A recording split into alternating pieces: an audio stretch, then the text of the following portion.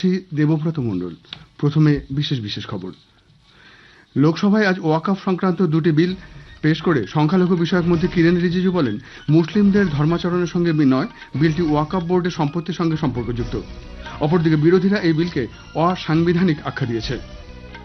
অভিবাসন ও বিদেশি নাগরিক বিল 2025 আজ সংসদে পাশ হয়েছে।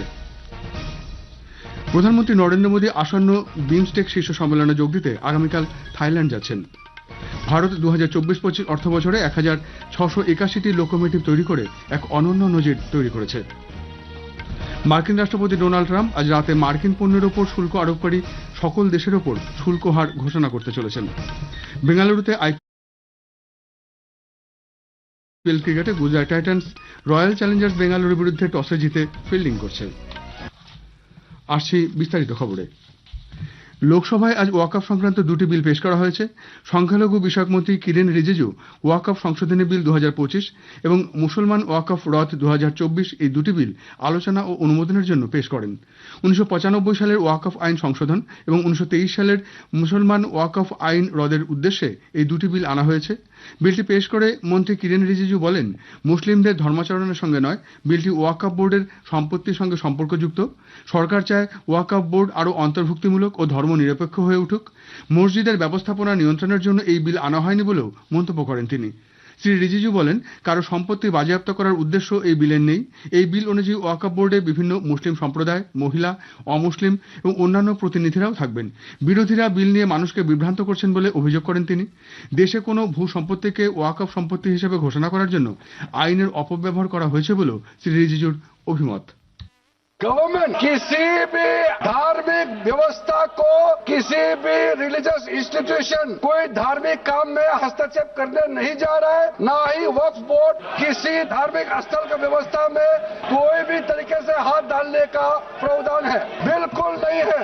ये वक्फ बोर्ड का जो प्रावधान किसी मस्जिद, किसी मंदिर, किसी धार्मिक स्थल का व्यवस्था का कोई लेना देना नहीं है। ये सिंपली एक प्रॉपर्टी का मैनेजमेंट का विषय है। বিরোধীদের বক্তব্যের জবাবে স্বরাষ্ট্রমন্ত্রী অমিত শাহ বলেন, সংসদে সম্মতিতে গঠিত যৌথ সংসদীয় কমিটি জেপিসির সুপারিশে মন্ত্রিসভা তাতে ছাড়পত্র দিয়েছে। এজন্য বিস্তারিত আলাপ আলোচনা করা হয়েছে। এদিকে কংগ্রেস সহ সব বিরোধীরা আজ একযোগে ওয়াকফ সংশোধনী বিলের বিরোধিতা করছে। কংগ্রেসের গৌরব গগৈ বলেন, এই বিলের মাধ্যমে সরকার সংবিধান পরিবর্তন করে সংখ্যালঘুদের সম্মানহানি করছে। ভারতের সমাজ ব্যবস্থাকে ভেঙে দেওয়ারও অভিযোগ করেন তিনি। जिस दिन भी ये बिल इंट्रोड्यूस हुआ उस दिन भी आदरणीय मंत्री को मैंने सुना और आज भी मैंने उनको सुना। जिस दिन उन्होंने इंट्रोड्यूस किया तो उन्होंने कहा बिल लाने से पहले बहुत विस्तार रूप से इस बिल की लाने के लिए चर्चा हुई थी। सर पूरा का पूरा मिसलीड। তৃণমূল কংগ্রেসের পক্ষ থেকে আলোচনায় অংশ নেন কল্যাণ বন্দ্যোপাধ্যায়। তিনি এই বিলকে অসাংবিধানিক আখ্যা দিয়ে বলেন, ওয়াকফ বিল সরকারের মাধ্যমে ওয়াকফ সম্পত্তি দখলের একটি প্রচেষ্টা। এই বিলে মুসলমানদের অধিকার খর্ব হচ্ছে। Clause 3, subclause 5 of the said proposed bill, the verbal declaration of waqf has been taken away. This is contrary to the history of creating waqf by any individual. Several properties are dedicated as waqf by a good number of persons to be made as waqf property. The deletion of the word either verbally or violates the right of the Muslim as protected under Article 25 and 26 of the Constitution. Therefore, it hits the basic structure of the Constitution. সংসদে আজ অভিবাসন ও বিদেশি নাগরিক বিল 2025 পাশ হয়েছে। রাজ্যসভায় আজ এই বিল অনুমোদন পায়। লোকসভা ইতিমধ্যে বিলটি পাশ করেছে। এই আইনটি ভারতে বিদেশিদের অভিবাসন, প্রবেশ এবং থাকার ব্যাপারে সবকিছু নিয়ন্ত্রণ করবে। ফলে বাতিল হচ্ছে পাসপোর্ট আইন 1920, বিদেশিদের নিবন্ধন আইন 1939, বিদেশি আইন 1946 এবং অভিবাসন দায়বদ্ধতা আইন 2000। অভিবাসন আইন আধুনিকীকরণের সঙ্গে সঙ্গে এতে পাসপোর্ট, ভ্রমণ নথি, ভিসা এবং নিবন্ধনের বিষয়ে কেন্দ্রীয় সরকারকে কিছু ক্ষমতা প্রদানের বিধান রয়েছে। আইনের ওভারল্যাপিং এড়াতে এই আইনটি আনা হয়েছে।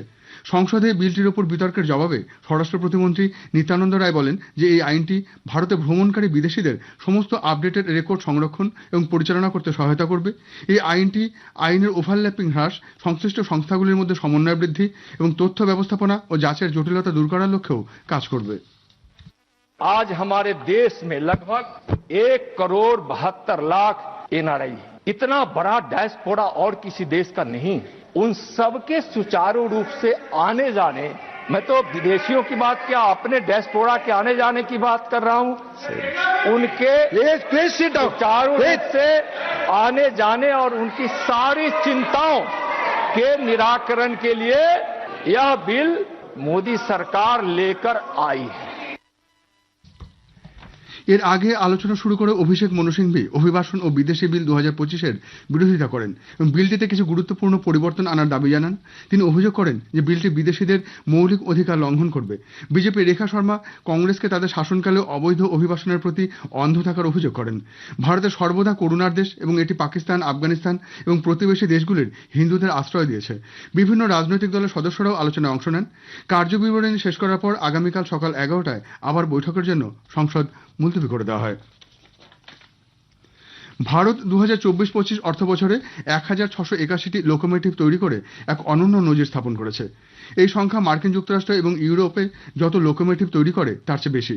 রেল মন্ত্রক আজ এক বিবৃতিতে জানিয়েছে, গত অর্থ বছরে দেশে 1472টি লোকোমোটিভ উৎপাদন করা হয়েছিল। এবছর তার চেয়ে 19% বেশি উৎপাদন হয়েছে। রেল পরিকাঠামো এবং ক্ষমতা বৃদ্ধিতে সমস্ত বিভাগের একযোগে কাজ করে উল্লেখযোগ্য সাফল্যের নজির তৈরি করেছে। প্রায় 3.5 লক্ষ তপশিলি উপজাতিভুক্ত শিক্ষার্থীদের সুবিধায় কেন্দ্রীয় সরকার সারা দেশ জুড়ে 728টি একলব্য মডেল আবাসিক বিদ্যালয় স্থাপনের লক্ষ্যমাত্রা নিয়েছে। এখনো পর্যন্ত সারা দেশ জুড়ে 721টি একলব্য মডেল আবাসিক বিদ্যালয় কেন্দ্রীয় সরকারের অনুমোদন পেয়েছে, যার মধ্যে 477টি বিদ্যালয় ইতিমধ্যেই পঠন পাঠন চলছে। রাজ্যসভায় এক লিখিত প্রশ্নের উত্তরে কেন্দ্রীয় আদিবাসী বিষয়ক প্রতিমন্ত্রী দুর্গাদাস উইকে বলেন, আদিবাসী শিশুদের নিজস্ব পরিবেশে শিক্ষাদানের উদ্দেশ্যে কেন্দ্রীয় সরকার 2018-19 সালে একলব্য মডেল আবাসিক বিদ্যালয় প্রকল্প চালু করে।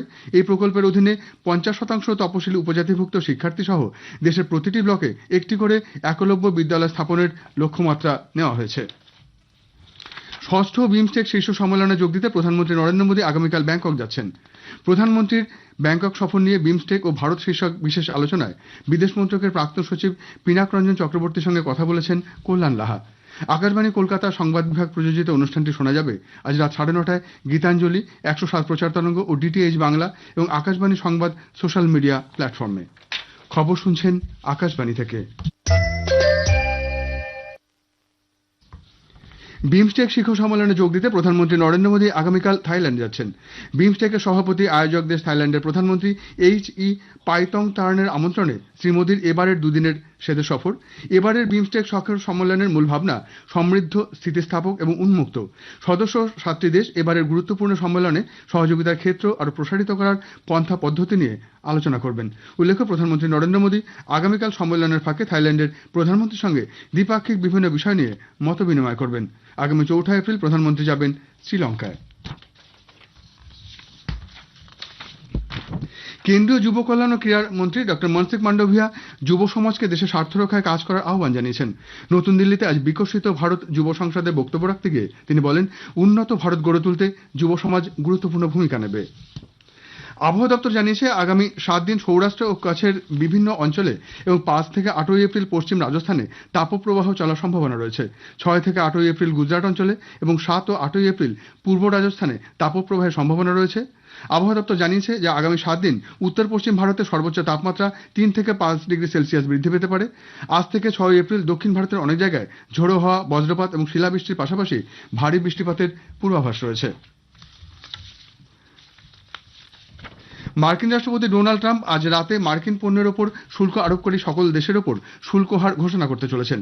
শুল্ক ঘোষণার মাধ্যমে $1.2 ট্রিলিয়ন বাণিজ্য ঘাটতি কমাতে ট্রাম্প প্রশাসন কোন কোন দেশ এবং কোন কোন বিভাগকে নিশানা করছে তা প্রকাশ পাবে। বেঙ্গালুরুর এম চিন্নাস্বামী স্টেডিয়ামে আজ আইপিএল এর ম্যাচে রয়্যাল চ্যালেঞ্জার্স বেঙ্গালুরু গুজরাট টাইটান্সের মুখোমুখি হয়েছে। টসে জিতে গুজরাট টাইটান্স প্রথমে ফিল্ডিং নিয়েছে। দুই দলই 2টি করে ম্যাচ খেলেছে। বেঙ্গালুরু 2টি ম্যাচ জিতে লীগ তালিকায় শীর্ষে রয়েছে। গুজরাট 1টিতে জিতেও 1টিতে পরাজিত হয়ে 4র্থ স্থানে আছে। শেষ করার আগে বিশেষ খবর আরেকবার।